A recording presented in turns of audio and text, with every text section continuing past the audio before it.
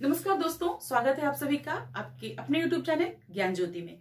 दोस्तों, आज जो वीडियो लेकर मैं प्रस्तुत हुई हूं और जिस विषय पर हम चर्चा करेंगे वह है वाक्य तथा वाक्य के भेद, और जो कि हमारा इस विषय का पहला भाग होगा। दूसरे भाग में इसके हम भेदों के विषय में बात करेंगे, चर्चा करेंगे। तो आज का सिर्फ हमारा वाक्य के ऊपर हम चर्चा करेंगे, रचना के आधार पर, अर्थ के आधार पर, और बाकी बातें हम लोग दूसरे वीडियो में करेंगे। तो बिना वक्त जाया किए हम शुरू करते हैं आज का अपना वीडियो। चलिए,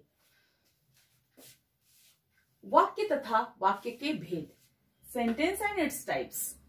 तो जैसा कि हम दोस्तों पहले से जानते हैं कि शब्दों का सार्थक व्यवस्थित क्रम ही वाक्य कहलाता है, लेकिन इतना काफी नहीं होगा जानना। आज हम वाक्य रचना के आधार पर वाक्य क्या होते हैं इसको जानेंगे। तो वाक्य की रचना में दो अंश होते हैं उसके, यानी कि हमारे वाक्य दो अंशों में विभक्त होते हैं, दो भागों में विभाजित होते हैं। और वो कौन कौन से दो भाग होते हैं? तो पहला भाग हमारा होता है उद्देश्य और दूसरा विधेय। उद्देश्य क्या होते हैं? वाक्य का वह अंश जिसके बारे में कुछ कहा जाता है। यानी कि अगर एक वाक्य है तो उसमें पहला जो हमारा अंश होता है वो उद्देश्य होता है, जिसके बारे में पूरे वाक्य में बात कही जाती है। और दूसरा हमारा जो उसका अंश होता है वो विधेय होता है, और उसमें उद्देश्य के बारे में जो कुछ कहा जाता है वही विधेय है। यानी कि दो अंशों में जिसके विषय में बात की जाए पूरे वाक्य में वो उद्देश्य, और जिस उद्देश्य के बारे में जो बातचीत की जाए, चर्चा की जाए उस वाक्य में, वो विधेय। इसको हम उदाहरण से समझेंगे तो ज्यादा सहूलियत होगी और ज्यादा क्लैरिटी आएगी हमारी समझ में। जैसे कि बच्चे मैदान में खेल रहे हैं, हमारा एक साधारण वाक्य है, बच्चे मैदान में खेल रहे हैं।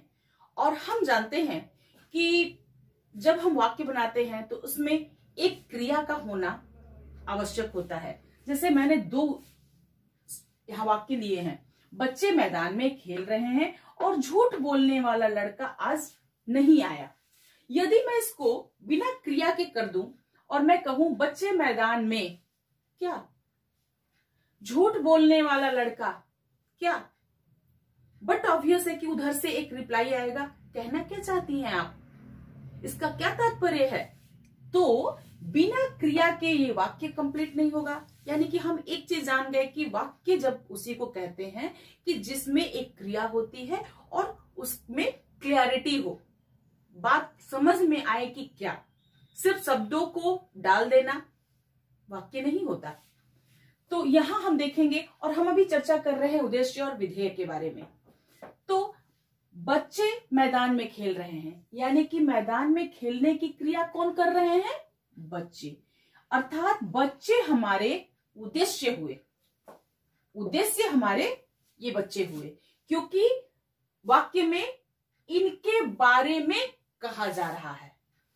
और मैदान में खेल रहे हैं ये हमारा विधेय हुआ, क्योंकि उद्देश्य के बारे में जो कुछ भी कहा जाता है वाक्य में, तो इस उद्देश्य के बारे में ही कहा जा रहा है। ये सब, ये जितने पद आए हैं हमारे, ये उद्देश्य के विषय में आए हैं, इसलिए ये हमारे विधेय हुए।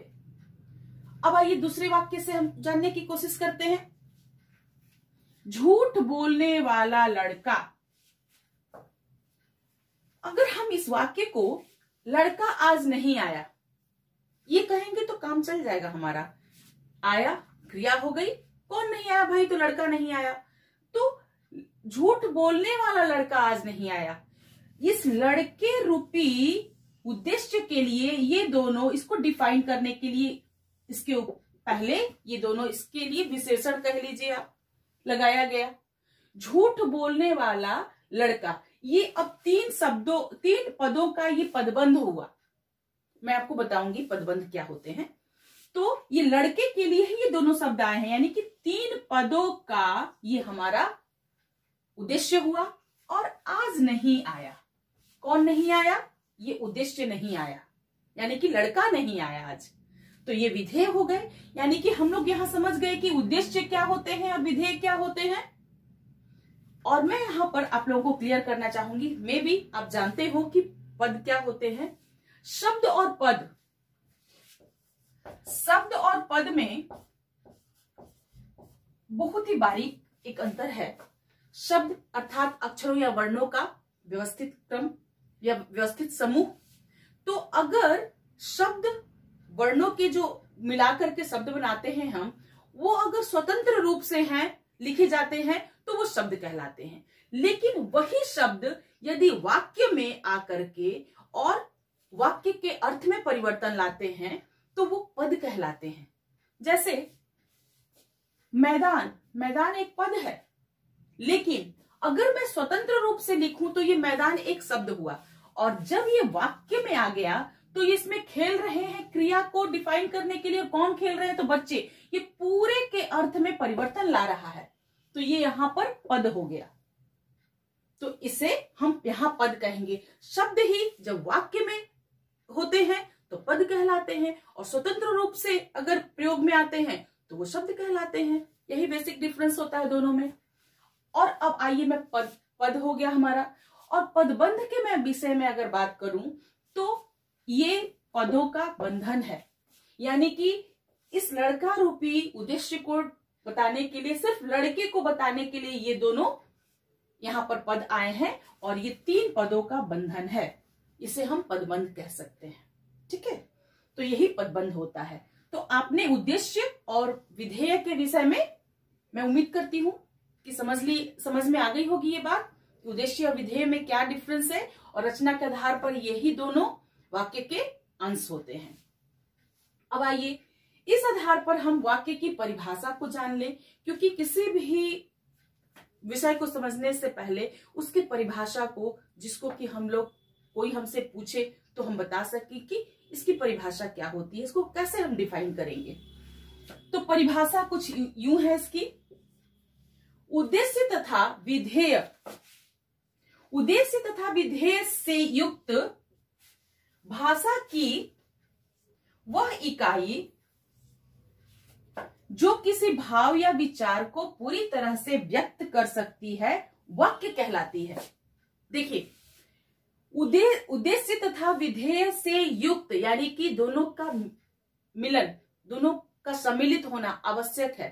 रचना के आधार पर अगर हम देखें वाक्य में, तो उद्देश्य विधेय का होना आवश्यक है। इससे युक्त भाषा की इकाई जो भावों और विचारों को प्रकट करने में समर्थ हो, वही वाक्य कहलाती है।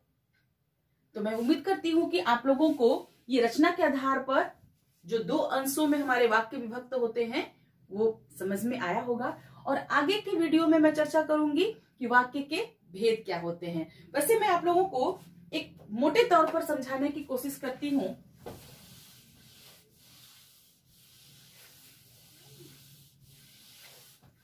थोड़ी सी मैं चर्चा आज की ही वीडियो में कर देती हूं, ताकि हमें अगले वीडियो में हमें सहूलियत होगी जानने में। देखिए, वाक्य के भेद, वस्तुतः वाक्य के 2 भेद होते हैं। नंबर 1, सरल वाक्य, सरल वाक्य, और दूसरा जटिल वाक्य, जटिल वाक्य। ठीक है, तो एक मोटे तौर पर मैं ऊपरी लेवल पर एक चर्चा कर देती हूं आप लोगों को कि सरल वाक्य क्या होते हैं। तो एक पदीय क्रिया, यानी कि एक पदीय कहे या क्रिया युक्त साधारण वाक्य ही सरल वाक्य कहलाते हैं। जैसे मैं पटना जाऊंगी, उदाहरण, मैं पटना जाऊंगी, एक साधारण सरल वाक्य का ये उदाहरण हुआ। ठीक है, और सरल वाक्य को, जब एक सरल वाक्य तो सिंपल है, और जब एक से अधिक सरल वाक्यों को मिलाकर के जब कोई वाक्य की रचना की जाती है तो वो जटिल वाक्य कहलाते हैं। देखिए, इसका मैं आपको एक बार चर्चा कर देती हूं। जब एक से अधिक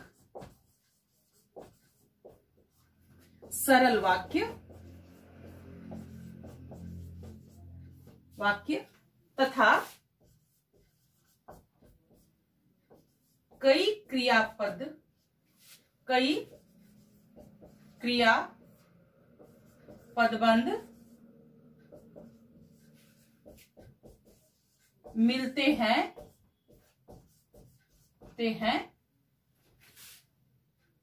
तब जटिल